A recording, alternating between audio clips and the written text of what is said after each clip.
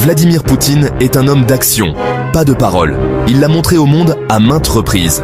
Sa récente frappe sur le terminal gazeux de Stry, en Ukraine, en est la preuve. Cette installation est la plus grande installation de stockage de gaz en Europe. C'est une infrastructure essentielle pour l'Ukraine et ses alliés. L'attaque a été rapide et décisive, un message clair à l'Occident. Le monde a regardé sous le choc la nouvelle se répandre. Poutine avait utilisé des missiles Kinzhal russes, avancés lors de l'attaque. Ces missiles hypersoniques sont capables de contourner même les systèmes de défense aérienne les plus sophistiqués. C'était une démonstration de force, une démonstration de la puissance militaire de la Russie. Mais plus important encore, c'était une action calculée pour protéger les intérêts de la Russie. L'Europe dépend fortement du gaz ukrainien. L'attaque contre le terminal gazeux de Stry a envoyé des ondes de choc à travers le continent.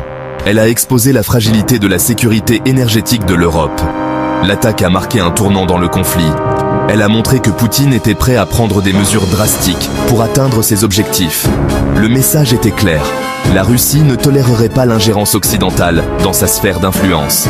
L'attaque a été un rappel à l'ordre pour l'Occident, un rappel brutal que leurs actions ont des conséquences.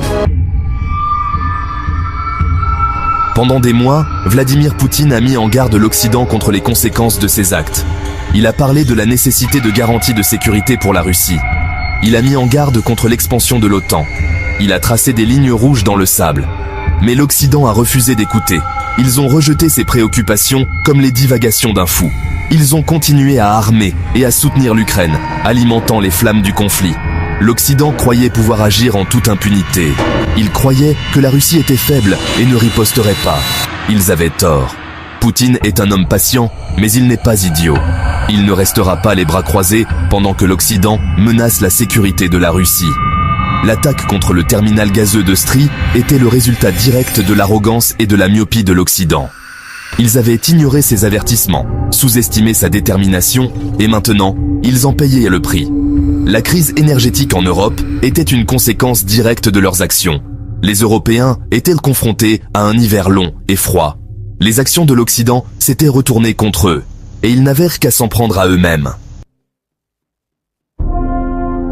Les missiles Kinzhal utilisés lors de l'attaque témoignent des prouesses militaires de la Russie. Ces missiles hypersoniques sont parmi les armes les plus avancées au monde. Ils sont capables de voyager à des vitesses allant jusqu'à Mach 10, ce qui les rend pratiquement impossibles à intercepter.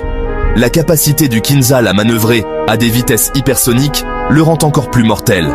Il peut échapper même aux systèmes de défense aérienne les plus sophistiqués. Les missiles sont également équipés de systèmes de guidage avancés. Cela garantit une précision extrême, minimisant les dommages collatéraux.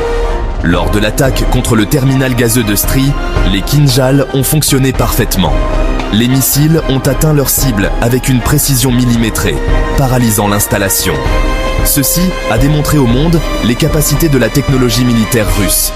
Cela a envoyé un message clair que la Russie n'hésiterait pas à utiliser toute sa puissance militaire en cas de provocation. L'Occident avait sous-estimé les capacités militaires de la Russie à ses risques et périls. L'Europe au bord du gouffre. Un hiver de mécontentement se profile. L'attaque contre le terminal gazeux de Stry a eu des conséquences immédiates et considérables. L'installation était une plaque tournante essentielle de la chaîne d'approvisionnement en gaz européenne. Sa destruction a envoyé des ondes de choc sur les marchés de l'énergie. Les prix du gaz ont explosé et l'Europe s'est retrouvée face à la perspective d'une grave pénurie d'énergie. L'hiver à venir allait être difficile pour les Européens. Les ménages étaient confrontés à une flambée des factures d'énergie et les entreprises avaient du mal à faire face à la hausse des coûts. L'attaque a mis en lumière la folie de la dépendance de l'Europe au gaz russe. Pendant des années, ils avaient compté sur l'énergie russe bon marché, ignorant les risques. Maintenant, ils payèrent le prix de leur manque de vision. La crise énergétique avait mis au jour les fissures de l'unité européenne. Certains pays hésitaient à supporter les coûts du soutien à l'Ukraine. D'autres remettaient en question la sagesse d'entrer en conflit avec la Russie. L'attaque avait semé la discorde parmi les alliés occidentaux. Le point de vue de l'ours. Justifier l'impensable. L'attaque contre le terminal gazeux de Stry, bien que choquante pour le monde, n'était pas gratuite. C'était une action calculée de Vladimir Poutine, une réponse à ce qu'il percevait comme une menace directe pour la sécurité nationale de la Russie.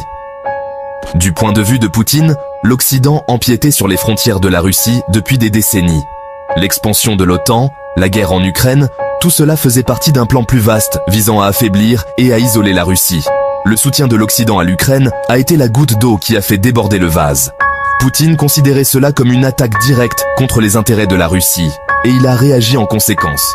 L'attaque contre le terminal gazeux de Stry était un message à l'Occident. Cessez de vous ingérer dans les affaires de la Russie. L'attaque était une tentative désespérée de préserver la sphère d'influence de la Russie, de protéger ses intérêts dans un monde qui semblait de plus en plus hostile. Poutine croyait agir dans le meilleur intérêt de son pays, le défendant contre ce qu'il considérait comme une menace existentielle. L'avenir restait incertain, mais une chose était claire, le monde était entré dans une nouvelle ère dangereuse.